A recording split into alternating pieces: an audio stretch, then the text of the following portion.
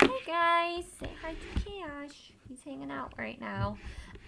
We need to read chapter 16. We actually only have two chapters left from our book Number the Stars by Lois Lowry. We ended in the last chapter where Anne Marie was trying to get that important package to her uncle on the boat, and the soldiers with the dogs had stopped her. And we found out there was a handkerchief in the envelope. And Anne Marie thought it was going to be something more, but the soldiers let her go, and she got the basket and the handkerchief to her uncle. So we are on chapter 16. I will tell you just a little. Poor Blossom, Uncle Henrik said, laughing after dinner that evening. It was bad enough that your mother was going to milk her after all these years of city life. But Anne Marie, to do it for the very first time? I'm surprised Blossom didn't kick you. Mama laughed too. She sat in a comfortable chair that Uncle Henrik had moved in from the living room and placed in the corner of the kitchen. Her leg, in a clean white cast to the knee, was on a footstool. Anne Marie didn't mind their laughing. It had been funny. When she had arrived back at the farmhouse, she had run along the road to avoid the soldiers who might still be in the woods. Now, carrying nothing, she was in no danger. Mama and Christy were gone. There was a note hastily written from Mama that the doctor was taking her in his car to a local hospital, and that they would be back soon. But the noise from Blossom, forgotten, unmilked, uncomfortable, in the barn, had sent Anne Marie warily out with the milking bucket. She had done her best trying to ignore Blossom's irritated snorts and tossing head, remembering how Uncle Henrik's hands had worked with a firm, rhythmic pulling motion, and she had milked.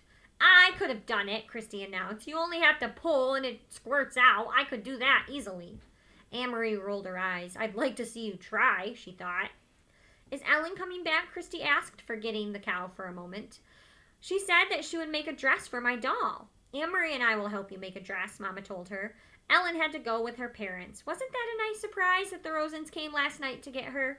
She should have waked me up to say goodbye, Christy grumbled, spooning some imaginary food into the painted mouth of the doll she had propped in a chair beside her. Anne Marie, Uncle Henrik said, getting up from the table and pushing back his chair, if you come with me now to the barn, I'll give you a milking lesson. Wash your hands first. Me too, said Christy. Not you two, Mama said. Not this time. I need your help here. Since I can't walk very well, you'll have to be my nurse. Christy hesitated, deciding on whether or not to argue. Then she said, I'm going to be a nurse when I grow up, not a cow milker, so I'll just have to stay here and take care of Mama. Followed, as usual, by the kitten, Anne Marie walked with Uncle Henrik to the barn, through a fine, misty rain that had begun to fall. It seemed to her that Blossom shook her head happily when she saw Henrik, and knew she would be in good hands again. She sat on a stacked hay and watched while he milked, but her mind was not on milking. Uncle Henrik, she asked, where are the Rosens and the others? I thought you were taking them to Sweden on your boat, but they weren't there. They were there, he told her, leaning forward against the cow's broad side. You shouldn't know this. You remember that I told you it was safer not to know. But, he went on as his hands moved with their sure and practiced motion, I will tell you just a little, because you were so very brave. Brave? Anne Marie asked, surprised. No, I wasn't. I was very frightened. You risked your life. But I didn't even think about that. I was only thinking of... He interrupted her, smiling. That's all that brave means. Not thinking about the dangers, just thinking about what you must do. Of course you were frightened. I was too today. But you kept your mind on what you had to do. So did I. Now let me tell you about the Rosens. Many of the fishermen have built hidden places in their boats. I have too, down underneath. I only have to lift the boards in the right place, and there is room to hide a few people. Peter and the others in the resistance who work with him bring them to me and the other fishermen as well. There are people who hide them and help them along the way to Galehi. Anne Marie was startled.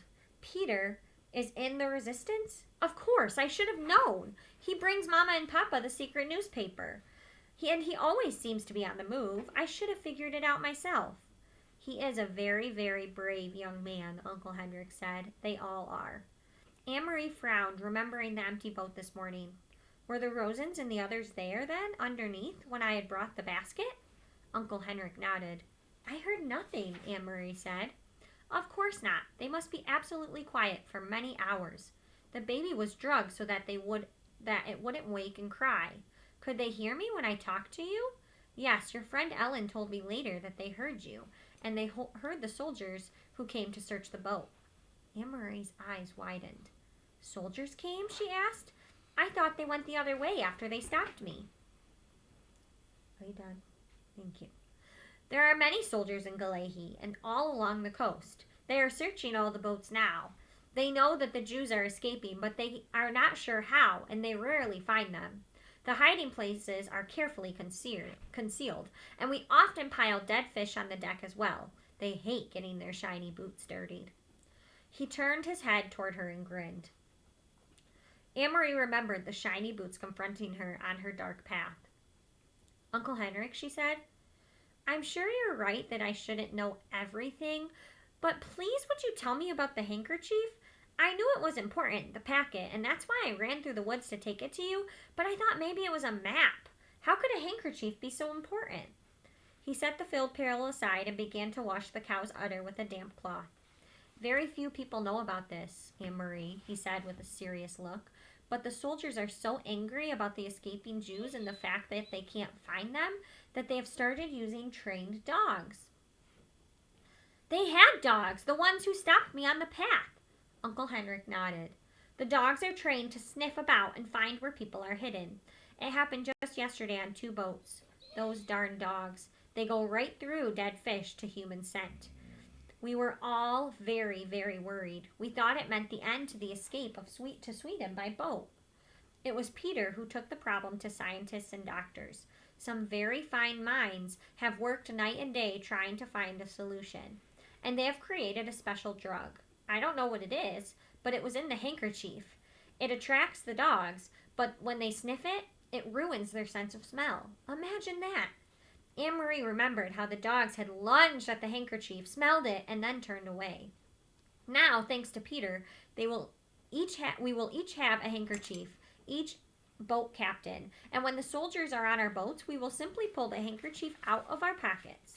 The Germans will probably think we all have bad colds. The dogs will sniff about and sniff the handkerchiefs we are holding, and then roam the boat and find nothing. They will smell nothing. Did they bring dogs to your boat this morning? Yes, not 20 minutes after you had gone.